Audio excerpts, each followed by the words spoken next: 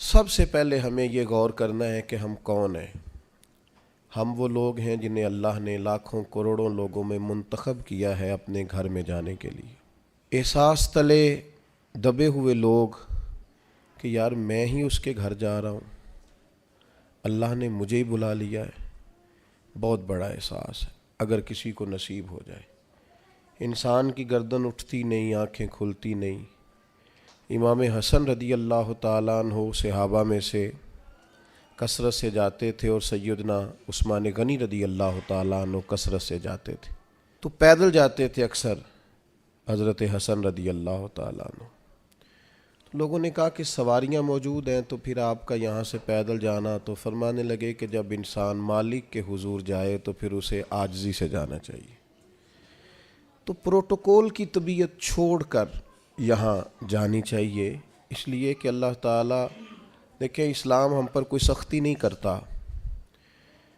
سیدہ عائشہ صدیقہ رضی اللہ تعالیٰ عنہ فرماتی ہیں کہ دو چیزوں میں اگر نبی پاک علیہ السلام کو کبھی اختیار دیا جاتا تھا تو امت کے لیے جو آسان چیز ہوتی تھی اسے اختیار فرماتے تھے، مشکلات نہیں کرتے تھے۔ لیکن حج کے موقع پہ جس کو نہیں ہے عادت تامت باندھنے کی، اسے بھی باندھنی پڑے گی، سب کو ایک ہی جگہ رہنا پڑے گا۔ کیوں؟ اس لیے کہ امت مسلمہ کی وحدت قائم ہو، ایک بولی بولیں، ایک لباس میں ایک جگہ پہ اکٹھے ہوں، کہیں تو مسلمان سارے جمع ہو جائیں ایک چھتری تلے۔ تو سب سے پہلے تو جتنے ہمارے ذاتی پروٹوکول ہیں وہ ہمیں گھر چھوڑ کے جانے پڑیں گے۔ یقیناً لوگوں کے پاس پیسے بھی ہوں گے، عہدے بھی ہوں گے، لیکن اب بھئی آپ سارے ایک جیسے ہیں، اللہ کے مہمان ہیں۔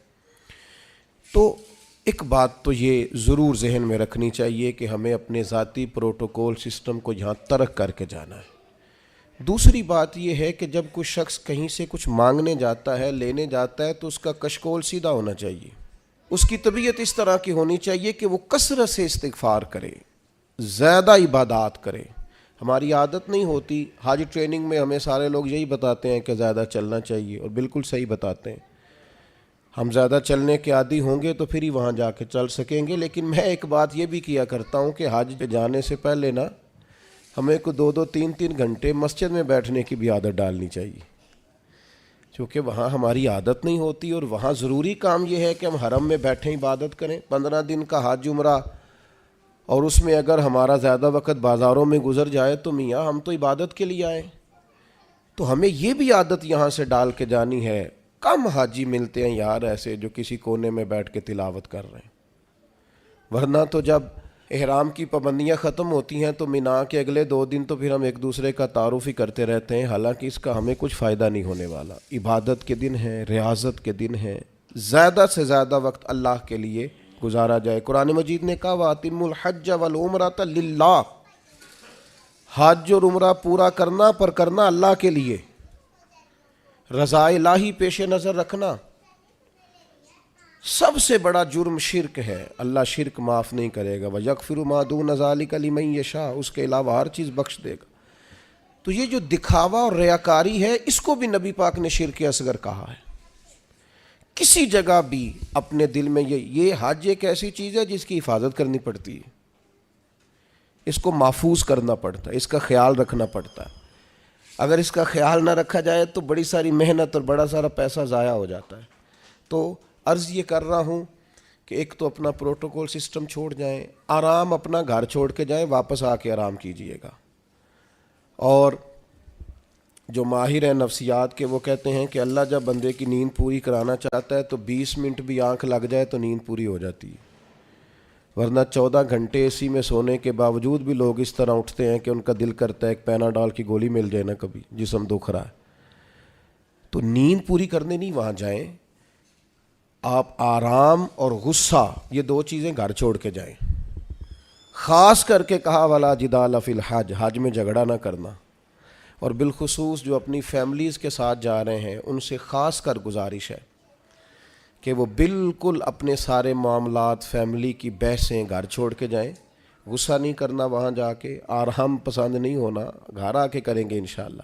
وہاں ویسے کوئی وہاں بے آرامی نہیں ہے، لیکن جو ہم عادی جس آرام کے ہوتے ہیں وہ بھی بہرحال وہاں میسر نہیں ہوتا۔ دوسری بات، ذوق شوق بڑی ضروری چیز ہے، سرمایہ ہے انسانی زندگی کا۔ حضرت شیخ ابو بکر شبلی رحمۃ اللہ علیہ سے کسی نے کہا تھا میرا اپنی بیوی سے بڑا سخت اختلاف ہے، اور سال بھی بڑے گزر گئے ہیں، بچے بھی جوان ہیں، تو اب کوئی ایسی صورت بھی نہیں کہ علیحدگی ہو سکے تو کچھ بتائیں۔ تو فرمانے لگے کہ تو اصل میں نا اپنی گھر والی کی صرف منفی باتیں یاد رکھتا ہے، تو اس طرح کر، آج سارا دن تلاش کر اس میں خوبیاں کیا ہیں، اللہ تیرے دین کو تازہ کر دے گا، تیرا اسے چھوڑنے کو جی نہیں چاہے گا۔ اپنے آپ کو تازہ رکھنے کے لیے ہمیشہ مثبت چیزیں پیش نظر رکھنی چاہیے۔ میں بھی اللہ کی توفیق سے حاضر ہوا ہوں، آپ بھی جا رہے ہیں، کئی آپ میں سے 2 دفعہ بھی جا رہے ہوں گے، وہاں جس کو اللہ نے بلایا ہے نا، خدا کی رحمت ہوئی ہے تو گیا ہے۔ اگر ہمیں کچھ پتہ ہے تو ہم وہاں لوگوں کی غلطیاں نکالنے نہیں گئے، اپنی معافی لینے گئے۔ اس لیے مثبت باتیں ذہن میں رکھ کے جائیں۔ اور تیسری گزارش آپ سے یہ ہے کہ نبی کریم علیہ السلام نے فرمایا جلد بازی شیطان کی طرف سے اور بردباری رحمان کی طرف سے۔ ہم حج کرنے گئے، ہمیں کوئی کام نہیں ہے، کس بات کی جلدی ہے؟ آپ اطمینان سے اپنے سارے حج کے ارکان کو ادا کریں، اطمینان سے آپ عرفات میں دعائیں مانگیں، کچھ بھی نہیں ہوگا، آپ کو معذور لوگ پیدل چلتے نظر آئیں گے وہاں۔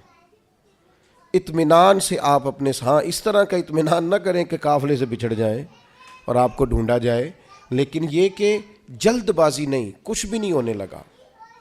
طواف زیارت کا ٹائم 12 ذی الحج تک ہے، آپ 12 تک وہی ہیں، آپ سکون سے اطمینان سے لوگوں کو لے کے چلیں گے، آپ کو اس میں فائدہ نظر آئے گا۔ چوتھی گزارش یہ ہے کہ اسلام مذہب کیا ہے؟ حضرت تمیم داری رضی اللہ تعالیٰ عنہ نے نبی پاک علیہ السلام سے پوچھا کہ دین کیا ہے؟ تو فرمایا دین النصیحہ، میرا سارا دین کسی کا بھلا کرنے کا نام ہے، سارا دین خیر خواہی ہے۔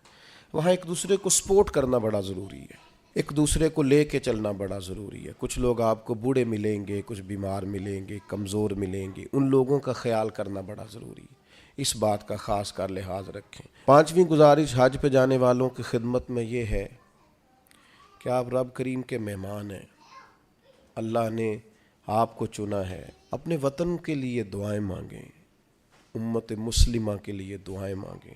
ہمارے دل ایک دوسرے سے دور ہو گئے، ہر محکمہ ہر ادارہ ایک دوسرے کے بارے میں نفرت انگیزی کرتا ہے۔ اللہ کے حضور حاضر ہوں تو وہاں سے خیر طلب کریں کہ مالک ہم سارے آپس میں ہیں، ہمارے دلوں کو جوڑ دے، کچھ ایسا کر دے کہ امت میں وحدت پیدا ہو۔ عالم اسلام جو جگہ جگہ ٹوٹا ہوا ہے، جس طرح آج جوڑ دیا ہے، سب کو جوڑ دے۔ الترغیب والترہیب میں حدیث ہے، عرفات کا دن ہے، کروڑوں پتو شخص ہے، اربوں روپیہ اس کے پاس ہے، نوکر چاکر ہیں، لیکن وہ زمین پہ بیٹھا ہے، بالوں میں ریت پڑ گئی ہے۔ رسول اللہ صلی اللہ علیہ وسلم نے فرمایا رب فرشتوں سے پوچھتا ہے، حالانکہ اللہ جانتا ہے، پوچھتا ہے یہ لوگ کدھر آئے ہیں سارے؟ بڑے بڑے امیر، بڑے بڑے پڑھے لکھے، بڑے بڑے، کدھر آئے ہیں سارے؟ تو فرشتے عرض کرتے ہیں مالک یہ تجھے راضی کرنے آئے ہیں۔ تو اللہ فرماتا پھر گواہ ہو جاؤ، میں نے سب کی بخشش کر دی، میں نے ان کو معاف کر دیا، ان کے لیے جنت کا فیصلہ کیا ہے۔ دوستو بڑی بڑی بات ہے، یعنی شارحین حدیث کہتے ہیں یہ بڑی بات نہیں، یہ بہت بڑی بات نہیں کہ رب کی بارگاہ میں ہمارا خالی ذکر ہی ہو جائے، وہاں تذکرہ ہی صرف ہو جائے، یہی بہت بڑا نہیں۔ تو بہت ذوق سے، بہت شوق سے جائیں، تو اطمینان کے ساتھ آپ سارے ارکان ادا کریں۔ پھر جب رسول رحمت علیہ السلام کے حضور جائیں تو درود و سلام کی کثرت کریں، وہاں جائیں تو کثرت درود و سلام آپ کے آل پر، آپ کے اصحاب پر خوب درود بھیجیں، وہاں اپنی حاضریاں خوبصورت کریں، عنوان زندگی نئے طور پر شروع کریں، یعنی یہ ایک نئی زندگی ہے حج کے بعد، بالکل نئی۔ رسول اللہ صلی اللہ علیہ وسلم نے فرمایا جو حج کر کے آیا اس طرح ہو گیا جس طرح آج ماں کے پیٹ سے پیدا ہوا۔ تو اس کو بھی تو چاہیے نا نئے سرے سے چیزیں ترتیب دے، صرف یہ اپنے پیٹ کو نہ بدل لے آ کے کہ اب مطلب یہ کہ ساتھ حاجی بھی لکھ دو، یہ باقاعدہ اپنے رویے بدلے، طرز زندگی بدلے۔ میں آپ سے پھر یہی عرض کروں گا کہ کشادہ سینے کے ساتھ، کشادہ دل کے ساتھ اور بڑے حوصلوں کے ساتھ ہمیں سفر کرنے کی کوشش کرنی ہے۔ آپ جتنی زیادہ اپنی طبیعت میں حسن رکھیں گے، ٹھہراؤ رکھیں گے، بردباری رکھیں گے، اتنا حج کا سفر آسان ہوگا۔ حضرت ابراہیم ابن ادم سے کسی نے کہا تھا آپ نے بڑے لمبے لمبے سفر کیے ہیں، اتنی چھوٹی زندگی میں اتنے سفر؟ فرمانے لگے 2 سواریاں پاس تھیں، تکلیف کبھی ہوئی نہیں۔ کہا کون کون سی؟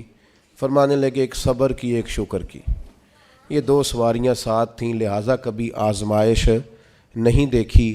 آپ کو بہت سارے لوگوں نے کہا ہوگا کہ حج میں مشکلات آتی ہیں، سب کی رائے اپنی جگہ پہ درست ہے۔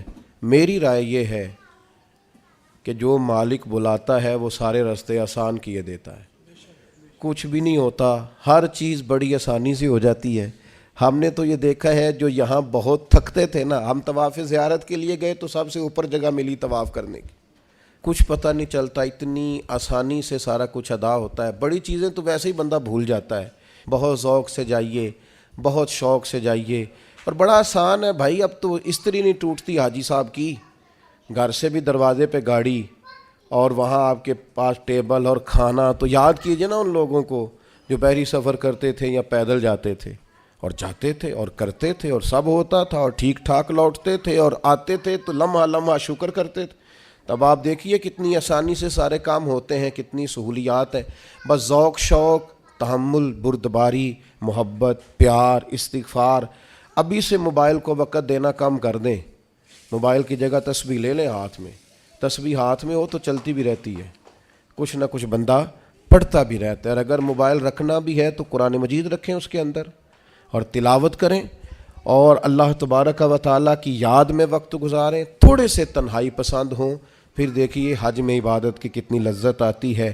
دل کی گہرائی سے دعا کرتا ہوں اللہ تعالیٰ اس سارے قافلے کے سفر کو آسان کرے، لمحہ لمحہ آپ سب کے لیے اللہ تعالیٰ رحمت والا فیصلہ فرمائے۔ اگر کہیں ہمارے چہرے یاد آ گئے تو یقیناً امید ہے کہ آپ ہمارے لیے دعا کریں گے۔ اللہ تبارک و تعالیٰ یہ سعادت مندی ہم سب کو بار بار نصیب کرے۔ وما علینا الا البلاغ۔